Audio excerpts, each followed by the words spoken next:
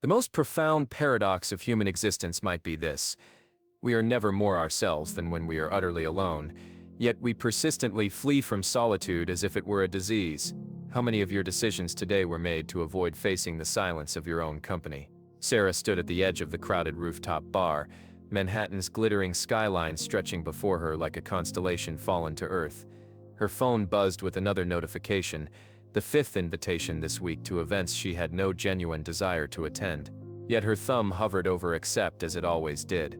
The thought of Friday evening alone in her apartment sent a wave of inexplicable dread through her body, a primitive fear disproportionate to the mundane reality of solitude.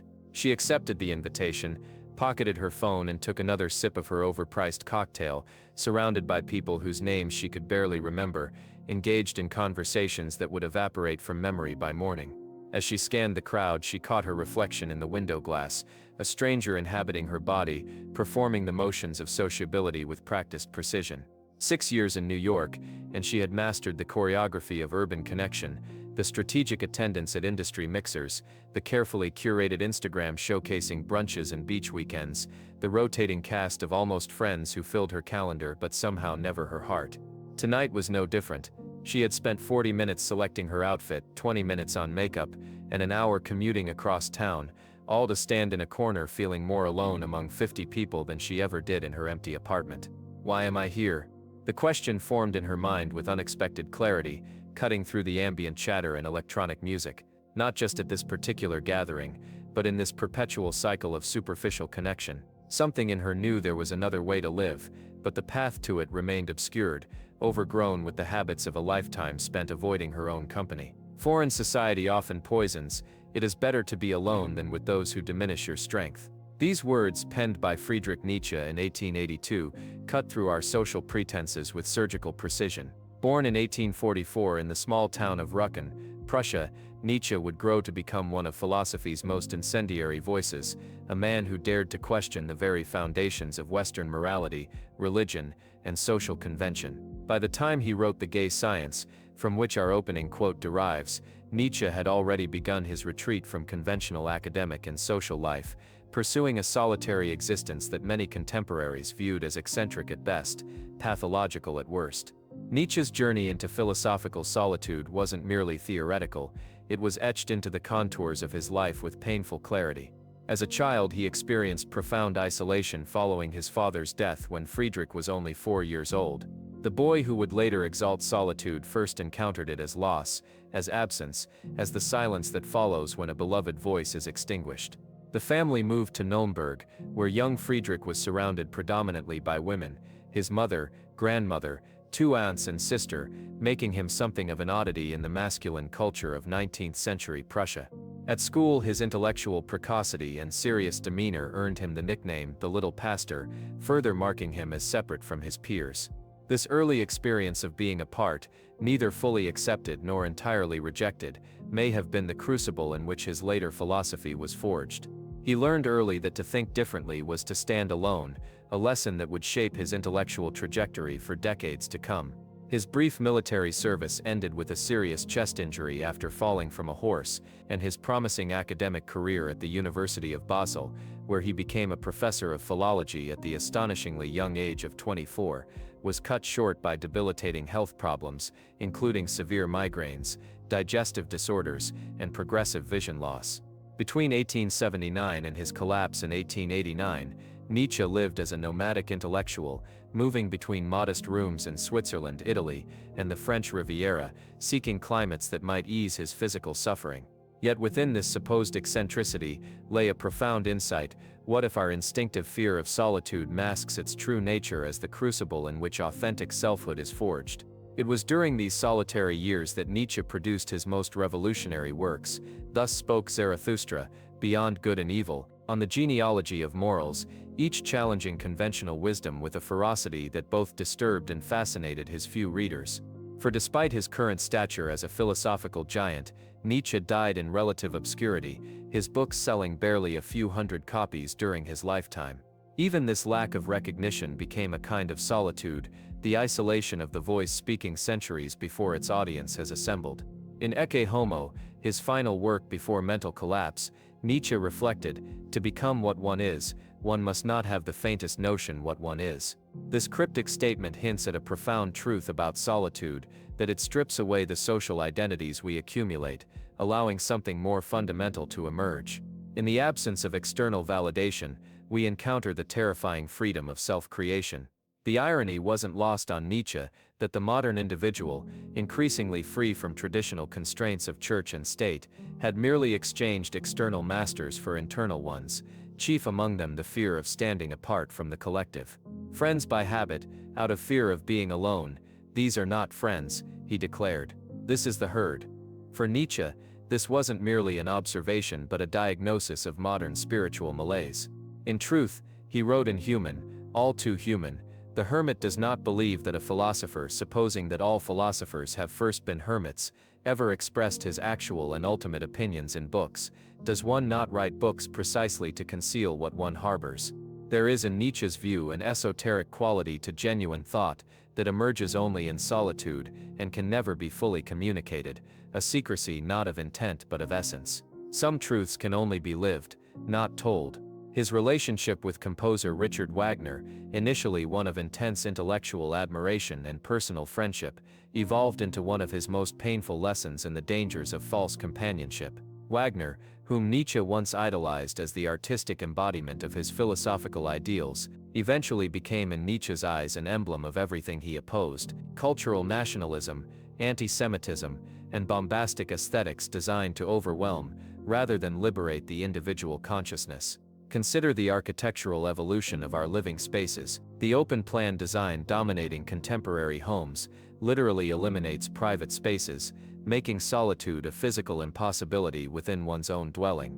Our technological extensions, smartphones, social media, constant connectivity, ensure that even when physically alone, we remain perpetually immersed in the digital herd. We have structured our entire civilization around the avoidance of true solitude. The very architecture of our cities reflects this same aversion. Public spaces designed to maximize visual exposure, transparent glass replacing solid walls, the steady erosion of private gardens in favor of communal parks, all subtle but persistent attacks on the physical possibility of being truly alone. Even prison architects have learned that solitary confinement represents the ultimate punishment for the social animal that is man. In her trendy Brooklyn apartment, Sarah unconsciously participated in this architectural conspiracy against solitude. Every morning she pulled back the curtains to reveal floor-to-ceiling windows that transformed her living space into a fishbowl. Her apartment building featured a co-working lounge, communal kitchen, and rooftop social area, attractive amenities that functionally eliminated any excuse for remaining alone in one's private space. The monthly building mixer was described in rental materials as a benefit, though attendance felt more like an unstated obligation. Even her daily commute connected her to the digital collective through earbuds streaming podcasts, other people's conversations filling the space where her own thoughts might have emerged. The elaborate infrastructure of distraction had become so normalized that its absence produced anxiety. A forgotten phone would send her rushing back to her apartment, as if she'd left behind a vital organ. A dead battery induced a state of agitation bordering on panic. This avoidance comes with a price that neuroscience is only beginning to quantify. Research from the default mode network, the brain's system active during introspective states, indicates that creativity, self-understanding, and moral reasoning depend on periods of unstructured solitude. A 2020 study published in Nature demonstrated that participants deprived of solitude for just 2 weeks showed measurable decreases in creative problem-solving and heightened conformity in moral judgments. Neuroscientist Dr. Marcus Reichel, who first identified the default mode network in 2001, describes it as the brain's resting state, though resting proves a misleading term for a system that consumes 20% of the body's energy. This neural network, which activates when we are not focused on external tasks, appears crucial for memory consolidation, identity formation, and the integration of emotional experience. Yet contemporary life increasingly denies us access to this essential state, keeping us perpetually engaged with external stimuli. The constant barrage of notifications, alerts, and social validation cues triggers the dopamine reward system in patterns identical to those observed in substance addiction. Each like, comment, or message provides a small hit of the neurotransmitter, associated with pleasure and reward, creating a neurochemical dependency on social feedback that makes true solitude increasingly intolerable.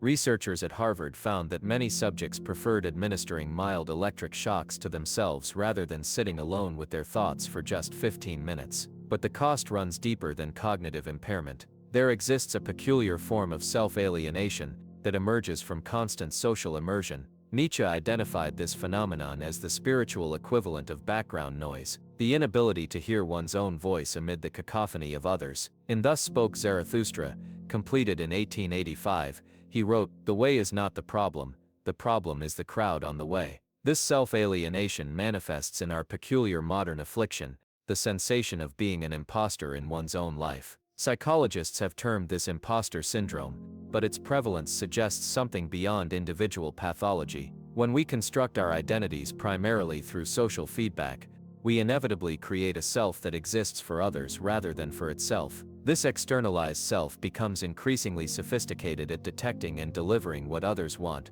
while growing increasingly estranged from its own authentic inclinations. One day, Nietzsche predicted in Beyond Good and Evil, the insight will dawn what was actually spirits in this whole teaching of imposter-like procedures. Above all, that it did not take itself to be genuine, and really there. He foresaw our modern condition with uncanny precision, the epidemic of people who excel at projecting images of success and happiness, while harboring a secret conviction of fraudulence. Philosophers before Nietzsche had occasionally championed solitude, Thoreau at Walden Pond, Montaigne in his Tower Library, but none had identified its absence as the central spiritual crisis of modernity. For most classical thinkers, isolation represented either a temporary strategic retreat from society or a regrettable necessity for specialized intellectual work. Even the Stoics, with their emphasis on self-sufficiency, aimed to achieve independence within society rather than beyond it. Nietzsche's innovation was to recognize solitude not as a practice but as a prerequisite,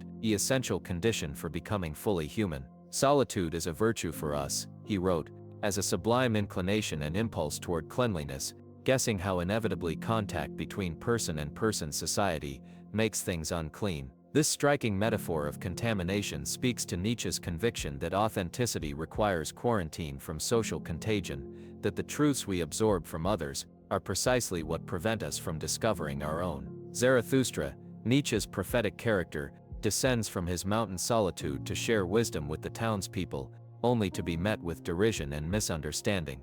This narrative reflects Nietzsche's own experience of intellectual isolation, but it also serves as an allegory for what happens when we attempt to access our authentic voice after years of social conditioning. We become foreigners to ourselves, archaeological excavators of our own buried identities. The town square where Zarathustra encounters the crowd has its modern equivalent in our digital public spaces, Twitter, Facebook, Instagram, where authentic expression is similarly met with incomprehension or hostility. Just as Zarathustra learns that his message cannot be delivered directly to the marketplace, we discover that our digital connections often preclude genuine communication. The algorithm rewards conformity and punishes deviation, creating an environment where, as Nietzsche might have put it, the noise of the crowd drowns out the music of the individual. Some evening after the rooftop party, Sarah found herself scrolling mindlessly through Instagram, double-tapping photos of acquaintances in exotic locations, each performing happiness for an audience of equally performative observers.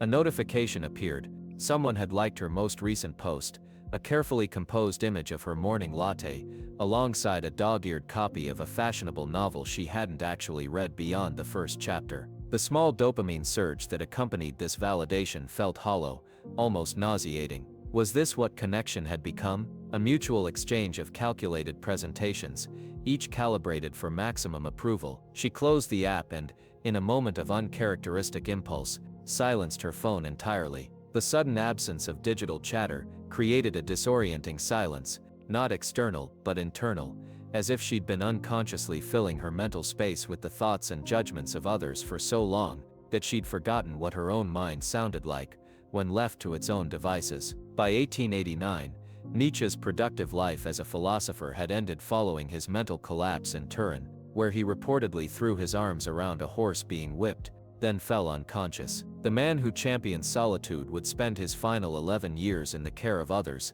unable to fully communicate, dying in 1900 without knowing the profound impact his work would eventually have on Western thought. During these silent years, his sister Elizabeth Forster Nietzsche, a woman whose anti-Semitic views represented everything her brother had despised, took control of his literary estate, selectively editing his unpublished writings to align with nationalist and proto-fascist ideologies that would later contribute to the rise of Nazism. This posthumous betrayal represents one of intellectual history's greatest ironies. The philosopher who had spent his life defending the sovereignty of the individual against the tyranny of the collective had his ideas weaponized in service of the ultimate collectivist ideology. Only decades later, through the careful scholarship of Walter Kaufmann and others, was Nietzsche's actual philosophy disentangled from his sister's distortions. The man who wrote, "I mistrust all systematizers and avoid them. The will to a system is a lack of integrity," had been transformed by his sister's editorial manipulations into the advocate for precisely the kind of rigid, totalizing worldview he had spent his life opposing. This tragic end has led many to question whether Nietzsche's embrace of solitude was symptomatic of his mental deterioration, rather than philosophical insight. Modern psychiatrists have retroactively diagnosed him with conditions ranging from syphilis to frontotemporal dementia. But to reduce Nietzsche's philosophy to his pathology commits what philosophers call the genetic fallacy, confusing the origin of an idea with its validity. The question persists: does Nietzsche's apparent madness invalidate his insights into solitude, or might we consider the opposite possibility, that his mental breakdown came not from too much solitude, but from the unbearable tension between his inner vision and a world unready to receive it? In a letter written shortly before his collapse, Nietzsche confessed, "After you had discovered me, it was no trick to find me, the difficulty now is to lose me." This cryptic statement suggests a man who had perhaps journeyed too far into his own depths to find his way back to conventional society. His contemporary, Fyodor Dostoevsky, explored similar territory through fiction rather than philosophy. In Notes from Underground, he created a protagonist who declares, "I am alone, and they are everyone." This sentiment echoes Nietzsche's conviction that authentic individuality necessarily places one in opposition to collective opinion. But unlike Nietzsche, Dostoevsky ultimately rejected solitude as spiritually insufficient, finding in Christian community a resolution to the isolated individual's existential crisis. Søren Kierkegaard, writing slightly earlier than Nietzsche, similarly wrestled with the tension between individuality and society. His concept of the single individual before God emphasized the ultimately solitary nature of authentic existence, while maintaining that this solitude had meaning only in relation to the divine. Nietzsche, having famously declared God dead, faced the more radical challenge of finding meaning in a solitude without transcendental reference points. Eastern philosophical traditions offer yet another perspective on deliberate isolation. In Buddhism, the practice of retreat has always been valued not as an end in itself, but as training for compassionate re-engagement with society. The Buddha's enlightenment came during solitary meditation under the Bodhi tree, but he spent the remaining 45 years of his life teaching and building community. This pattern, withdrawal followed by return, suggests a rhythm that Nietzsche, with his permanent sense of exile, never fully achieved. The neurochemistry of solitude presents us with compelling evidence that Nietzsche's intuitions were remarkably prescient. In conditions of voluntary solitude, the brain produces elevated levels of brain-derived neurotrophic factor, BDNF, a protein essential for neuroplasticity, the brain's ability to form new neural connections. This biochemical response suggests that solitude may be as necessary for psychological development as physical exercise is for bodily health. Modern psychology has begun to distinguish between loneliness, the painful feeling of unwanted isolation, and solitude, the deliberate practice of self-companionship. The former correlates with inflammation markers and increased mortality risk comparable to smoking 15 cigarettes daily, while the latter correlates with enhanced immune function and cognitive performance. This biochemical distinction points to a deeper psychological truth: the difference between being merely alone and being in relationship with oneself. Loneliness represents a state of disconnection, even from one's own company, the experience of being abandoned in an empty room. Solitude, by contrast, involves active engagement with one's own consciousness, the experience of meeting oneself as one might meet a friend. Dr. Matthew Boker, a psychoanalytic political theorist at Medill College, argues that solitude is an achievement, not a default state, but a developed capacity. Like any complex skill, it requires practice, tolerance for discomfort, and gradual expansion of ability. Just as an untrained person cannot run a marathon without progressive conditioning, the unpracticed mind cannot endure extended solitude without preparation. This preparation begins with what psychologists call affect regulation, the ability to manage one's emotional states without external assistance. Children learn this skill initially through attachment relationships, where caregivers help modulate overwhelming feelings. Eventually, this co-regulation should develop into self-regulation, the internalization of soothing mechanisms that allow emotional stability without constant external support. Contemporary parenting practices often interrupt this developmental sequence, as cultural anxiety about children's happiness leads to the immediate relief of any distress. The child crying alone in their room is quickly attended to. The adolescent showing signs of boredom is promptly provided entertainment. These well-intentioned interventions may inadvertently prevent the development of the very capacities that make comfortable solitude possible in adulthood. Social psychologist Esther Buchholz, in her landmark study, The Call of Solitude, documented how the capacity for productive solitude correlates strongly with creative achievement across domains from arts to sciences. The common thread among high achievers wasn't just talent, but the ability to withdraw from social demands to engage in deep, sustained focus, what psychologists now term deep work. But what of the human need for connection? Are we to reject friendship entirely, embracing a cold Nietzschean isolation? This represents a fundamental misreading of Nietzsche's position. His critique wasn't of friendship itself but of false friendship, relationships based on convenience, habit, or fear, rather than genuine spiritual kinship. In Thus Spoke Zarathustra, Nietzsche devotes an entire section to friendship, declaring, "In a friend one should have one's best enemy. You should be closest to him with your heart when you resist him." This paradoxical formulation suggests that true friendship involves not mindless agreement but the courage to challenge, to resist, to engage in the productive conflict that forces growth. The friend who merely confirms our existing opinions, who never disrupts our comfortable certainties, is no friend at all but merely an echo. The friend should be the festival of the earth to you and an anticipation of the Übermensch, Nietzsche wrote. True friendship, in his view, isn't an escape from solitude, but a meeting of self-actualized individuals who have each mastered their solitude.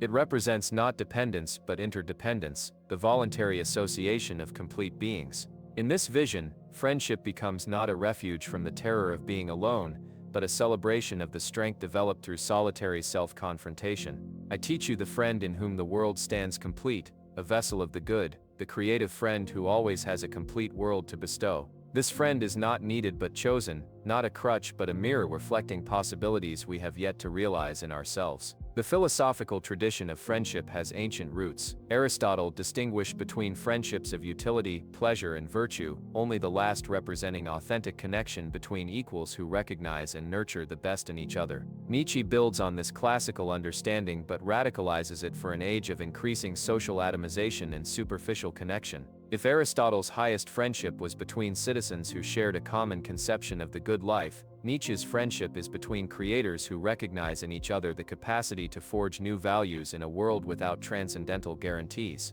The literary portrayal of transformative friendship finds perhaps its most powerful expression in Goethe's Wilhelm Meister's Apprenticeship, a novel that influenced Nietzsche profoundly. There, the protagonist's development occurs through a series of encounters with individuals who challenge rather than comfort him, who refuse the easy consolations of false understanding in favor of the harsh but necessary truths that enable genuine growth. Consider the counterintuitive possibility that our capacity for meaningful connection may be directly proportional to our capacity for solitude. The individual who cannot be alone cannot truly be with others, for they bring to every interaction not presence but need, not love but hunger. This paradox finds expression across multiple wisdom traditions. The Desert Fathers of early Christianity withdrew into solitude, not to escape humanity, but to purify their capacity for authentic connection. Saint Anthony, after decades in the desert, emerged with a famous ability to see directly into the hearts of those who sought his counsel. Having mastered the art of being alone with God, he could be fully present to others without the distorting lens of personal need or projection. Sarah discovered this paradox accidentally. After several weeks of experimenting with periodic digital detoxes, first an hour, then an evening, finally a full weekend, she noticed a curious transformation in her social interactions. Without the constant background hum of social media notifications and text messages, she found herself more attentive to the person before her. Conversations took on a depth and presence they had previously lacked. She realized that what passed for connection in her digital life had actually been training her for perpetual partial attention, the habit of being never fully present to anything or anyone, including herself. Empirical research confirms this intuition. A 2018 study from the University of British Columbia found that participants instructed to keep their phones out of sight during social interactions reported significantly higher levels of communion, the feeling of interpersonal connection and understanding, than those whose phones remained visible, even when not in use. The mere presence of these portals to other possible social connections appears to diminish the quality of the connection immediately before us.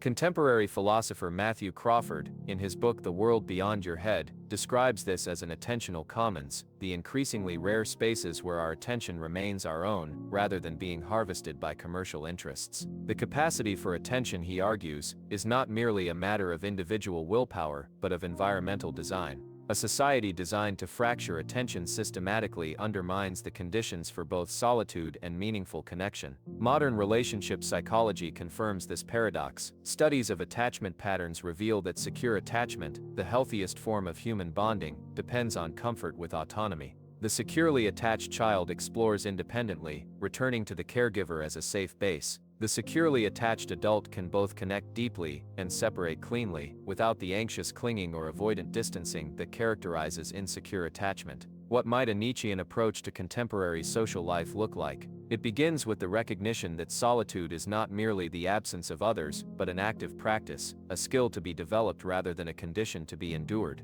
Kierkegaard, writing in his journal, observed that most men live in too close proximity to themselves to be able to see themselves. The distance of solitude is needed. This spatial metaphor points to a central paradox. To truly know ourselves, we must create distance from ourselves. Solitude provides this parallax view, the ability to see our own lives from a perspective impossible to achieve while immersed in daily social activities. Nietzsche himself practiced what we might now call intermittent solitude. Despite his reputation as a hermit, his correspondence reveals regular social engagements punctuated by periods of intense withdrawal. During his years in Sils Maria, a remote Swiss village where he conceived Thus Spoke Zarathustra, he alternated between solitary hikes in the mountains and conversations with a small circle of intellectuals at his boarding house. His was not a total rejection of human contact, but rather a carefully calibrated engagement, preserving the space and energy needed for his creative work. The Japanese concept of ma, the meaningful negative space between objects, offers a useful analogy. In traditional Japanese aesthetics, the empty space in a room or garden is not absence but presence, not lack but possibility. Similarly, the spaces between social engagements are not merely empty time to be filled, but the fertile void from which new understanding emerges. This perspective transforms solitude from something to be feared into something to be cultivated, the necessary counterpoint that gives social connection its meaning and vitality.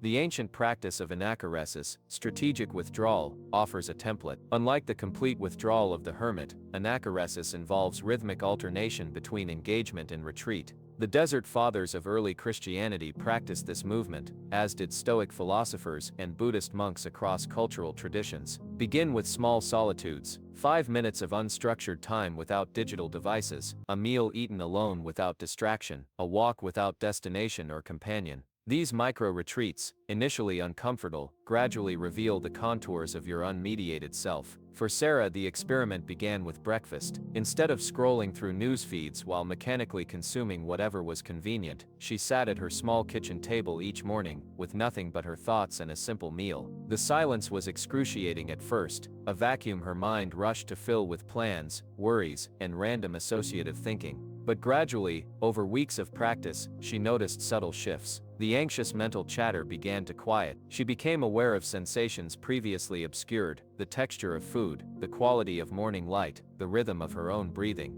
She found herself arriving at work with a clarity that had previously required 2 cups of coffee to achieve. Encouraged, she expanded the practice. One evening per week became designated technology-free time. The first Friday night, she sat in her apartment for 40 minutes, literally unsure what to do with herself without the guidance of screens. The discomfort was revealing. Had she really outsourced the management of her leisure time so completely? She pulled a half-forgotten novel from her bookshelf, reading without interruption for 2 hours before falling into the deepest sleep she'd experienced in months. Notice the thoughts that arise in these spaces. Particularly attend to the impulse to escape, the almost automatic reach for the phone, the sudden remembrance of tasks that must be done, the vague anxiety that builds like static electricity. These are the withdrawal symptoms of social addiction, the protests of the conditioned self against the emergence of the authentic self. The cognitive pattern of addiction appears remarkably consistent whether the substance is alcohol, social media, or constant companionship.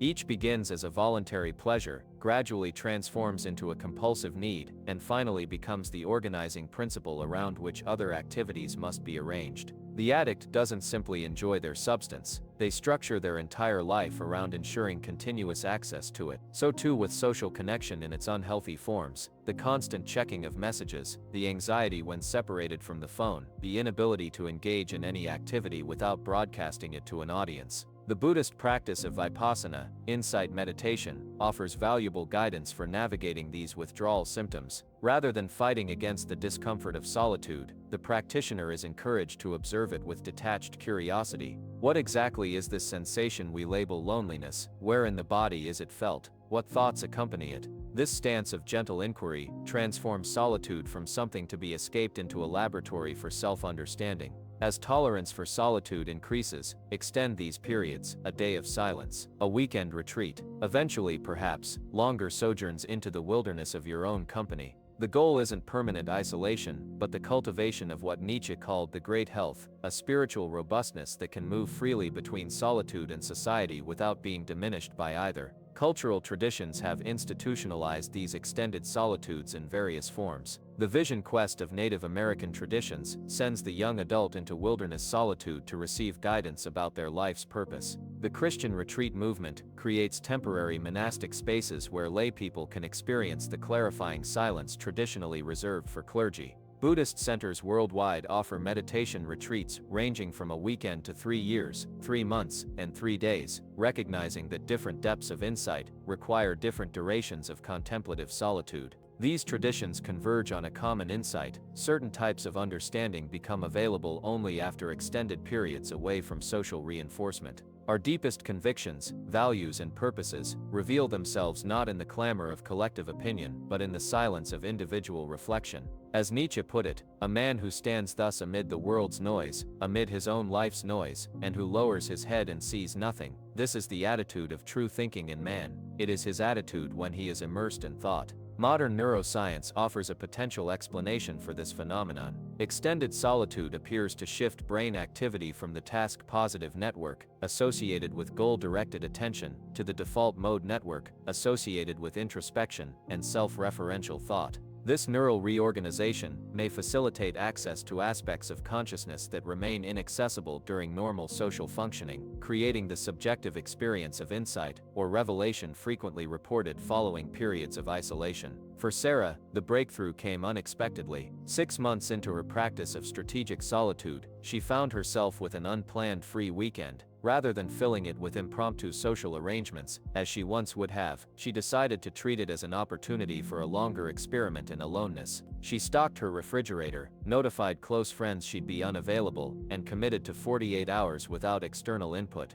No social media, no texts, no streaming entertainment. The first day passed predictably, alternating between boredom, restlessness, and brief periods of unexpected peace. But on the second morning, waking without an alarm for the first time in years, she experienced a strange moment of clarity. The endless mental narrative about what she should be doing, who she should be impressing, how her life compared to others, all fell suddenly silent. In its place emerged a question so simple it startled her: what do I actually want? This journey toward sovereign solitude inevitably transforms your social landscape. Relationships based merely on mutual distraction from solitude will fall away. Those remaining will deepen, becoming not escapes from self, but expansions of it. You'll find yourself drawn to others who have similarly befriended their solitude, those rare individuals who bring to interaction a fullness rather than a need. The mechanisms of this transformation are subtle but powerful. As your tolerance for solitude increases, your need for constant validation decreases. This shift alters the fundamental power dynamic in your relationships. No longer approaching others from a position of dependency, you engage from a place of genuine choice. The quality of attention you bring to interaction changes, deeper, more present, less cluttered with personal agenda.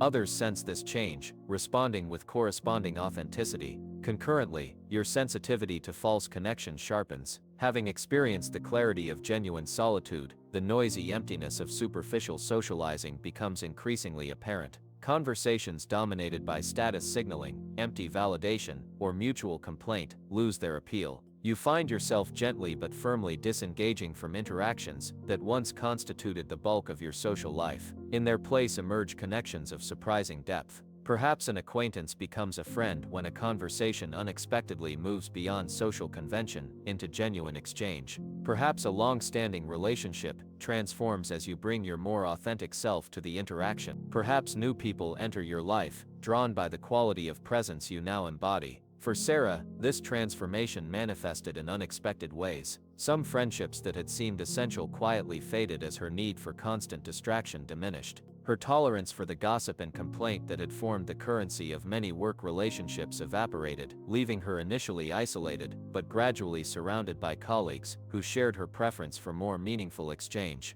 To her surprise, her relationship with her mother deepened. Having always maintained a polite but distant connection, Sarah found herself able to be present with her mother's anxieties without becoming entangled in them. This new capacity for compassionate detachment allowed her to see the older woman clearly, for perhaps the first time, not just as mother, but as another human being, navigating her own complex journey. Most significantly, a new kind of romantic possibility emerged. Previous relationships had followed a familiar pattern, intense connection rapidly giving way to suffocation or boredom. She realized she had been using romantic partners as escape routes from solitude, inevitably resenting them when they failed to fill the inner emptiness she herself had been unwilling to face. Now, approaching potential connection from a place of fullness rather than lack, she found herself drawn to very different qualities: depth, authenticity, emotional self-sufficiency, rather than the exciting instability that had characterized her previous attractions. One must still have chaos in oneself to be able to give birth to a dancing star, Nietzsche wrote.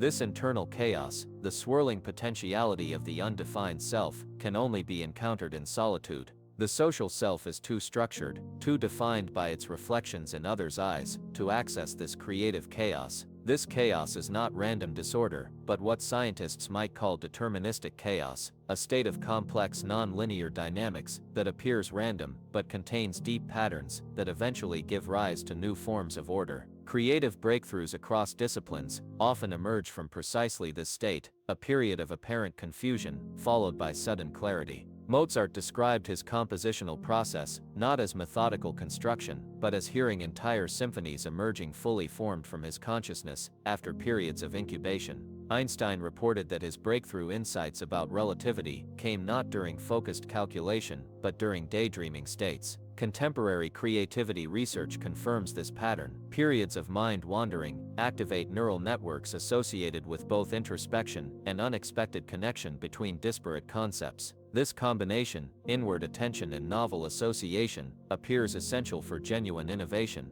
Yet our contemporary communication ecology increasingly eliminates the conditions for such states, filling every moment with external input and social feedback that keeps attention directed outward rather than inward. For artists throughout history, strategic solitude has been not a romantic indulgence, but a practical necessity. Virginia Woolf's famous insistence on a room of one's own identified not merely a physical space, but a psychological territory, free from external demands, where the creative self could emerge. Pablo Picasso maintained that without great solitude, no serious work is possible. Igor Stravinsky described composition as a laborious and immense transformation of an original poetic vision brought about by the formal requirements of the particular medium. The common thread in these accounts is the recognition that creation requires a certain protective isolation, not from reality, but from premature judgment, conventional thinking, and the social pressure toward conformity. The vision must be sheltered until sufficiently developed to withstand exposure to the collective. As Nietzsche put it, every artist knows how far from any feeling of letting himself go his natural condition is, the free ordering, placing, disposing, forming in the moment of inspiration, and how strictly and subtly he obeys thousands of laws precisely then. The ultimate paradox may be this: the path to genuine community runs directly through the territory of solitude. Only those who can stand alone can truly stand together. In rejecting the herd, we don't reject humanity, but elevate it, creating the possibility for connection based not on fear or habit, but on the joyful recognition of another fully realized being. Today Sarah might make a different choice. Instead of accepting that unwanted invitation, she might turn toward her apartment, not as a place of isolation, but as a sanctuary of self-reclamation. The fear would still arise, that ancient evolutionary warning against separation from the tribe, but she might now recognize it as merely a visitor, not a command to be obeyed. In her solitude, she might discover not emptiness but fullness, the rich interior landscape that social noise had obscured. She might encounter thoughts that surprise her, desires that contradict her carefully curated social persona, creativity that can only emerge in the spaciousness of unstructured time. And when she does choose to rejoin others, she brings to that gathering not the hunger of the empty, but the generosity of the full. Her connections strengthen not because she needs them more, but because she needs them less. She has become, in Nietzsche's terms, a star dancing above them, not disconnected from humanity, but connected from a place of sovereignty, rather than dependency. The ultimate gift of Nietzschean solitude may be the transformation of our fundamental relationship to existence itself. No longer desperately seeking distraction from the basic facts of our condition, our ultimate aloneness, our inevitable mortality, we might instead embrace these realities as the very grounds of authentic living. Like Zarathustra descending from his mountain, with hard-won wisdom, we might re-enter society, not as fugitives from solitude, but as its ambassadors, living testimonies to the possibility of finding wholeness within ourselves before seeking it in others. First you are alone, then you are whole. This progression, so counterintuitive to conventional wisdom, may be the most important developmental task of mature adulthood, the journey from the loneliness of the abandoned self to the completeness of the self-accompanied. In the silence of your own company, you might just hear the music Nietzsche himself heard, the divine melody that emerges when we finally stop drowning it out with noise, the dance of the stars above, the rhythm of your own becoming. The sacred sound of a single human consciousness, fully awake to itself, celebrating its brief, magnificent existence, against the infinite backdrop of cosmic silence. This is not isolation but illumination, not withdrawal but awakening, not the end of connection, but its authentic beginning. The choice, as always, remains yours. The crowd awaits with its comfortable numbness, its reassuring distractions, its promise that you need never face yourself. But the mountain of solitude also calls, challenging, difficult, essential. And as Nietzsche reminds us, the higher we soar, the smaller we appear to those who cannot fly.